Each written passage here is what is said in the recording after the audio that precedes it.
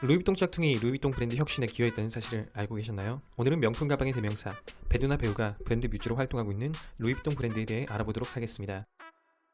루이비통의 창업자 루이비통은 1821년 8월 4일 동부 프랑스 작은 마을 안쉬에서 태어납니다. 그는 목수의 아들로 태어나 아버지 피에르 비통의 목공소에서 자랐습니다. 그의 어릴 적 꿈은 아버지를 따라 훌륭한 목수가 되는 것이었죠. 그러나 14세의 나이가 됐을 때 그는 큰 도시로 가고 싶다는 꿈을 꾸게 됩니다. 그러나 그의 아버지는 재정적인 문제를 들어 반대하셨죠. 꿈 많은 사춘기 소년은 아버지의 재혼을 계기로 1835년 14세의 나이로 집을 나오게 됩니다. 그리고 자신의 고향에서 400km 떨어진 파리로 향하죠.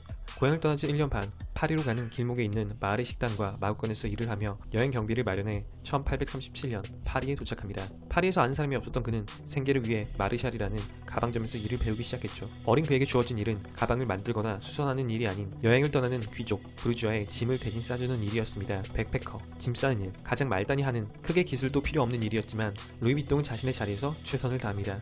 그리고 그의 솜씨에 반해 그의 단골 손님이 늘어갔습니다. 당시 파리의 귀족들 사이에서 수십 미터 길이의 실크 드레스가 유행했는데 여행을 할 때 그런 드레스 수십 개를 포플러 나무 상자에 넣어 마차에 싣고 다녔다고 합니다. 그러니 마차의 지속적인 충격 속에 나무 상자 속에 있는 드레스는 구김이 갔죠. 하지만 신기하게도 루이비통이 옷을 싸면 목적지까지 구김이 가지 않았죠. 이에 그의 패킹 실력은 파리 전체에 소문이 났고 왕실에까지도 소문이 퍼졌습니다. 나폴레옹 3세의 황후 외제니 드 몽티조는 그 당시 짐을 싸는 하인들의 실력을 못마땅히 여겼고 어린 루이비통을 황실로 불러들여 짐싸기 테스트를 진행하게 됩니다. 이미 수많은 고객들의 취향을 저격한 루이비통은 그녀의 테스트를 간단히 통과하였고 그는 왕실 공식 팩패커로 임명되었죠. 그렇게 루이는 외제니 황후의 사랑을 받는 패커로 일하면서 30을 훌쩍 넘기게 되었습니다. 이제 가방에 대해 전문가가 된 루이비통의 재능을 안타까워하던 황후는 그를 후원하여 그의 나이 33살 1854년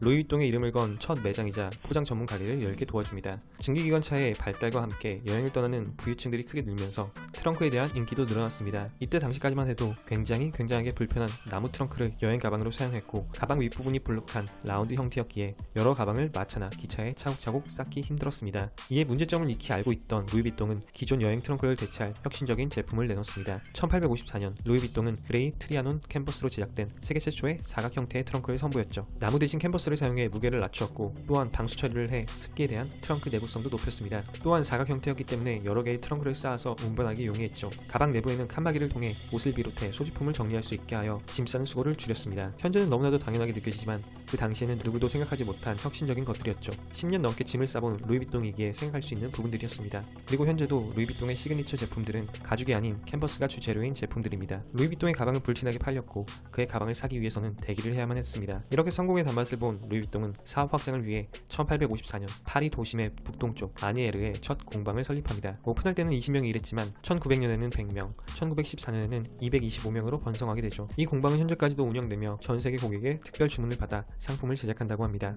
루이비통은 사업에서 성공뿐 아닌 행복한 가정도 꾸렸습니다. 그의 아들 조르주 비통은 아버지의 일을 배워 1867년 파리 세계 박람회에서 동메달을 수여받아 재능을 뽐냈습니다. 같은 연도 금메달은 에르메스 브랜드의 에르메스가 수상하였죠. 1873년에는 아버지의 회사에서 수련을 하며 트렁크 제조에 대한 기술을 습득했습니다. 그리고 5년 뒤 루이비통은 아들 조르주 비통에게 스크리브 길에 있는 샵을 맡김으로 자신 이후의 미래를 미리 준비하였습니다. 모든 게 완벽할 것만 같은 루이비통 브랜드에게도 한 가지 문제 아닌 문제가 있었습니다. 그것은 바로 이미테이션, 바로 보조품이었습니다. 너무 많은 인기가 있자 다른 브랜드들이 루이비통풍의 가방을 똑같이 따라 만들었습니다. 루이비통의 철자를 조금 다르게 해 이러한 짝퉁 브랜드로 비슷한 제품을 판매했죠. 그리고 사람들은 비싼 루이비통이 아닌 저렴하고 비싼 디자인의 짝퉁 제품을 사기 시작했고 이것을 보다 못한 루이비통은 모조품 근절을 위해 줄무늬 트렁크를 제작했습니다. 그리고 디자인적 요소뿐 아닌 기술력으로 차별화를 시도합니다. 1875년 옷이 구겨지지 않도록 옷걸이와 서랍을 단 의상 트렁크를 발명했으며 1878년에는 콩고 탐험가 피에르를 위해 열면 침대가 되는 가방을 발명했죠. 혁신적인 아이디어에 실용적인 가방 덕분에 1885년 런던과 뉴욕에 매장을 오픈하여 루이비통은 전세계를 무대로 사업을 펼치게 되지만 모조품 브랜드들은 줄무늬 역시 베껴버립니다. 이에 극대노한 루이비통은 다미의 패턴, 프랑스어로 체크무늬 패턴을 모든 가방에 적용합니다. 그리고 루이비통은 아들 조르주와 함께 여러 혁신적인 제품들을 발표합니다. 현재 우리 세대의 스티븐 잡스, 앨런 머스크 정도의 혁신이었습니다. 1886년 텀블러 잠금 장치가 있는 가방을 출시합니다. 이 텀블러 자물쇠는 독특한 문양의 번호로 구성되어 있는 있는 두 개의 회전판과 고유 잠금장치 시스템으로 13개로 여러가지 트렁크를 열 수 있는 잠금장치로 구성되어 있었습니다. 수년의 개발 기간을 거쳐 특허 등록까지 마쳤죠. 루이비통이 이 잠금장치를 제작한 이유는 그 당시 귀족들의 여행 트렁크는 값어치 나가는 물건들이 많다고 도둑들에게 소문이나 한눈판 사이 가방 속 내용물을 훔쳐가는 사건들이 빈번히 일어나기 때문입니다. 이제 루이비통의 가방은 튼튼한 금고로 변하게 되었죠. 가방이 소형화되고 가방 내용물이 도난당할 위험이 적은 현재도 루이비통 핸드백에는 텀블러 락을 상징하는 작은 자물쇠가 달려 있습니다. 아무것도 없이 무작정 도시로 상경한 소녀는 자신의 분야에서 성공한 백발의 노인이 되었습니다. 자신에게 주어진 짐 싸는 일에서 최선을 다했던 루이비통은 수많은 사람들의 존경을 받는 사람이 되어 1892년 70세 일기로 사망하였습니다. 루이비통 브랜드는 아들 조르주 비통이 물려받았습니다. 그리고 그는 아버지가 그랬듯 짝퉁과의 전쟁을 선포합니다. 루이비통 짝퉁 브랜드들은 다미의 패턴마저 베껴서 제작했죠. 하여 1896년 조르주 비통은 모조품을 막기 위해 아버지의 이름 앞글자 2개를 따서 거기에 꽃과 별 무늬를 합하여 루이비통의 상징인 모노그램을 탄생시켰습니다. 이렇게 제품의 로고 프린팅한 것은 세계 최초였죠. 루이비통 브랜드는 짝퉁으로 인해 오랜 기간 어려움을 겪었는데요. 돌이켜보면 그 어려움으로 인해 루이비통이 좀 더 혁신적인 제품을 만들 수 있었고 짝퉁들과 차별화를 통해 브랜드 정체성을 확립할 수 있었습니다. 오늘은 루이비통 브랜드의 시작을 알아봤다면 다음 시간에는 어떻게 루이비통 브랜드가 현재까지 오게 되었는지 알아보는 시간을 가지도록 하겠습니다. 여러분의 구독과 좋아요, 알림 설정은 영상 제작에 큰 힘이 됩니다. 오늘 하루도 고생하셨습니다. 감사합니다.